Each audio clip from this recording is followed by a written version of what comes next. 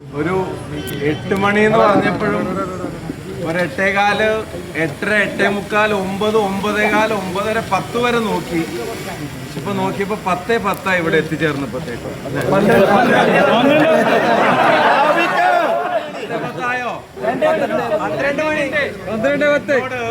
എന്നോട് വാങ്ങിച്ച പറഞ്ഞു ഇനി വേറൊരു ദിവസം വരണം. ഞാൻ പറഞ്ഞു ഞാൻ ഇനി വേറൊരു ദിവസം വരുന്നുണ്ട്, പക്ഷെ അത് ഇപ്പോഴല്ല, അത് ജയിച്ചിട്ടുള്ള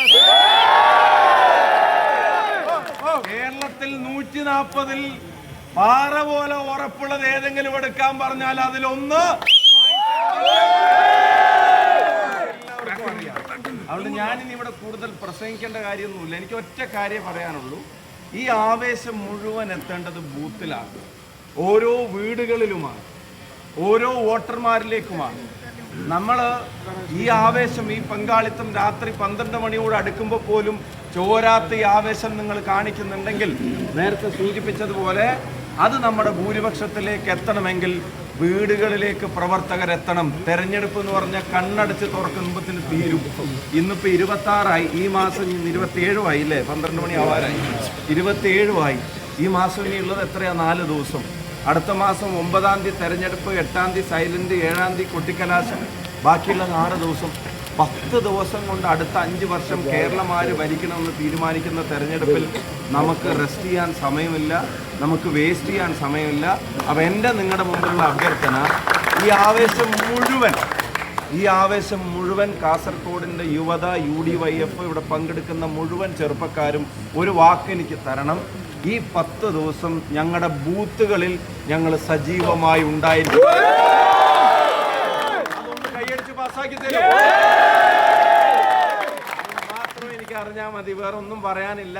ഉജ്ജ്വല ജയത്തിന് ശേഷമുള്ള സ്വീകരണത്തിന് ഉറപ്പായിട്ടും മൈക്ക് ഓഫ് ആക്കുന്നതിന് മുമ്പ് ഞാൻ വരും. അത് പറയുന്നുള്ളൂ. ഒരു കാര്യം, സ്വീകരണത്തിന്റെ ഡേറ്റും വെച്ചോ. ഒരു കാര്യം കൂടെ ഞാൻ പറയാം. ഒരു വളവിൽ 4 ഹോർഡിംഗ് ഉണ്ട്, അതിൽ 3 ഹോർഡിംഗ് മൂപ്പരുടെ മുഖമാണ്. ആരെയെന്ന് മനസ്സിലായല്ലോ. സർക്കാർ കുറച്ച് ദിവസമായിട്ട് PR-ന്റെ തള്ളും ഏർപ്പാടൊക്കെ ആയിരുന്നു. 1-ാം പിണറായി സർക്കാരിന്റെ കാലത്ത് വയറ്റിലുണ്ടായിരുന്ന കത്രിക 2-ാം പിണറായി സർക്കാരിന്റെ കാലത്ത് പുറത്തെടുത്തിട്ട് അവർ ചോദിക്കുക ഇനി ഒരു വട്ടം കൂടെ തരുമെന്നാണ് നമ്മളോട്. അപ്പോ ആ ലോഡിംഗ് 3 എന്ന് എഴുതി കാണിക്കുന്നത് കണ്ടാൽ ആളുകൾ അപ്പം തീരുമാനിക്കും വോട്ട് ഗവൺമെന്റിനെ കേരളത്തിലെ ജനങ്ങൾ അംഗീകരിക്കില്ല, താങ്ങില്ല, അതെടുത്ത് ദൂരെ കളയുമെന്ന കാര്യത്തിന് സംശയം വേണം. അത് നമ്മുടെ മേലുള്ള ഉത്തരവാദിത്തമാണ്. പിന്നെ മറ്റേ ടീം ഇപ്പൊ തെരഞ്ഞെടുപ്പ് കമ്മീഷന്റെ അവിടെ നിന്ന് അയക്കുന്ന കത്തിൽ പോലും മറ്റവരുടെ ചിഹ്നമാണ് അടിച്ചു വിട്ടോണ്ട്. ആ ചിഹ്നം ഇവിടെ വിരിയില്ല എന്നുള്ള കാര്യത്തിന് ജാഗ്രതയോടെ ഇനിയുള്ള 10 ദിവസം ആത്മാർത്ഥമായ പ്രവർത്തനങ്ങളിലേക്ക് ഇറങ്ങുക.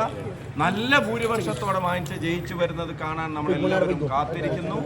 ആവർത്തിച്ച് ഞാൻ പറയുന്നു, ഈ ആവേശമെല്ലാം വേണ്ടത് ബൂത്തുകളിലാണ്. അവിടെ സജീവമായിട്ട് ചെറുപ്പക്കാരുണ്ടാവണം. തെരഞ്ഞെടുപ്പ് കഴിയുമ്പോൾ അഭിനന്ദിക്കാൻ വേണ്ടി നിങ്ങളുടെ MLA-നെ വിളിക്കുമ്പോൾ MLA എന്നോട് പറയണം, നിങ്ങൾ അന്ന് പറഞ്ഞ പോലെ ചെറുപ്പക്കാരൊക്കെ ബൂത്തിലുണ്ടായിരുന്നു കേട്ടോ എന്ന് MLA എന്നോട് പറയണം. പറയിപ്പിക്കുമോ? ഉറപ്പാണോ? വാക്കാണോ? കൃത്യസമയത്ത് തന്നെ ഈ പരിപാടിക്ക് എത്തിച്ചേരാൻ കഴിഞ്ഞതിൽ സന്തോഷം.